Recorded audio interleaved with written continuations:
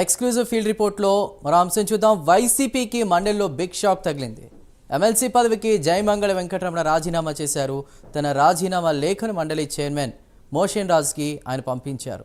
ఇటు పార్టీకి జయమంగళ వెంకటరమణ కూడా గుడ్ బై చెప్పారు. ఇప్పటికే పలువురు నేతలు వైసీపీని విడుతున్నారు. ఇటీవల ఎన్నికల్లో ఘోర ఓటమి తర్వాత ఒక్కొక్కరిగా పార్టీ నుంచి బయటకు వెళ్తున్నారు.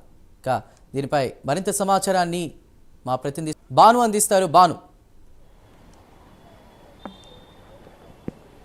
రైట్ చందు, ముఖ్యంగా చూసుకుంటే కైకలూరు నియోజకవర్గంలో అంటే ఉమ్మడి పశ్చిమ గోదావరి జిల్లాలో ఇప్పటికే వైఎస్ఆర్సీపీకి దెబ్బ మీద దెబ్బ తగులుతుందని చెప్పొచ్చు. ఈ నేపథ్యంలోనే చూసుకుంటే ఉప ముఖ్యమంత్రి అదేవిధంగా వైద్య ఆరోగ్య శాఖ మంత్రి చేసిన ఆలనాని కూడా గతంలో 2 నెలల క్రితమే పార్టీకి అదేవిధంగా తన సభ్యత్వానికి తన పదవికి కూడా రాజీనామా చేశాడు. ఈ నేపథ్యంలో చూసుకుంటే కైకలూరు నియోజకవర్గ మాజీ శాసనసభ్యుడు ఎవరైతే ఉన్నారో దోల నాగేశ్వరరావుని ఏలూరు జిల్లా అధ్యక్షుడిగా కూడా జగన్మోహన్ రెడ్డి నియమించడం అయితే జరిగింది. ఈ నేపథ్యం చూసుకుంటే శాసన మండలి సంబంధించిన అంటే ఎమ్మెల్యేలకు సంబంధించిన ఎమ్మెల్సీ ఎవరైతే ఉన్నారో జయమంగళ వెంకటరమణ ఈ రోజు మధ్యాహ్నం పెద్ద ఎత్తున కార్యకర్తలతో కలిసి ప్రెస్ మీట్ పెట్టి పార్టీ సభ్యత్వానికి అదేవిధంగా పార్టీ పదవికి కూడా ఆయన రాజీనామా చేయడం అయితే జరిగింది.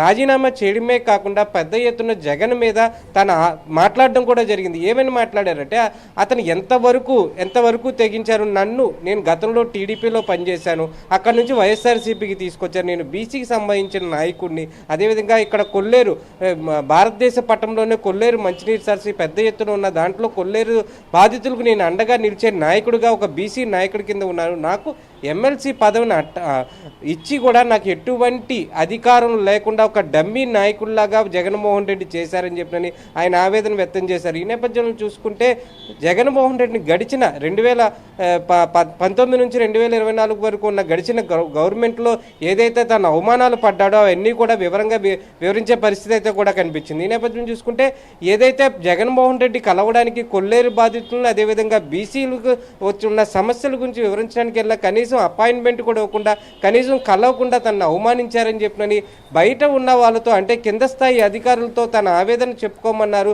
కనీసం తన ఆవేదన కూడా జగన్మోహన్ రెడ్డి వినలేదని చెప్పినని పెద్ద ఎత్తున ఈయనైతే ఆరోపించడం అయితే కూడా జరిగింది. ఈ నేపథ్యం చూసుకుంటే ఈయన జనసేనలోకి జాయిన్ అవుతున్నారని చెప్పిన జనసేనలో ఒక బలమైన నాయకుడిలాగా నేను వెళ్తాను, ఏదైతే పవన్ కళ్యాణ్ ఎవరైతే డిప్యూటీ సీఎం పవన్ కళ్యాణ్ ఎవరైతే ఉన్నారో ఆయన నాయకత్వ లక్షణాలు నచ్చి నేను జనసేనలో ఎటువంటి పదవి ఆశించకుండా జాయిన్ అవుతానని చెప్పినని ఇప్పటికీ వాళ్ళ కార్యకర్తలతో చర్చించారని చెప్పిన సమాచారం. ఈ నేపథ్యం తీసుకుంటే జనసేన అధినాయకులు ఎవరైతే ఉన్నారో వాళ్ళందరినీ కూడా కలిసి ఒక నిర్దిష్టమైన ఒక ప్రణాళికతో కూడిన సమాచారం ఉందని కూడా ఇక్కడ ఉన్న లోకల్ ప్రజలు అదేవిధంగా నియోజకవర్గం సంబంధించిన ఆయన కార్యకర్తలు ఎవరైనా కానీ చెప్పే పరిస్థితి అయితే కూడా ఉంది. ముఖ్యంగా చూసుకుంటే జయమంగళ వెంకటరమణ రాజీనామా ఉమ్మడి పశ్చిమ గోదావరి జిల్లాలో అదేవిధంగా తూర్పుగోదావరి జిల్లాలో ఉభయ గోదావరి జిల్లాలో కూడా పెద్ద ఎత్తున దుమారం అయితే లేపే పరిస్థితి ఉంది. వైఎస్ఆర్సీపీకి ఇది పెద్ద దెబ్బగా అయితే కూడా చెప్పే పరిస్థితి. బీసీ నాయకుడిగా ఉన్న జయమంగళ వెంకటరమణ ఈ నిర్ణయం తీసుకోవడం వల్ల పెద్ద ఎత్తున బీసీలు కూడా బయటకు వచ్చే పరిస్థితి అయితే ఏదైతే 40% ఓటు బ్యాంక్ ఉందని జగన్మోహన్ రెడ్డి చెప్తున్నాడో దీంట్లో ఉన్న భాగంగా బీసీ ఓటు బ్యాంక్ ఈ ఉమ్మడి పశ్చిమ గోదావరి జిల్లా ఉభయ గోదావరి జిల్లాల్లో కూడా బయటకు వచ్చే పరిస్థితి అయితే ఉందని చెప్పిన విశ్లేషకులు చెప్పే పరిస్థితి అయితే ఉంది.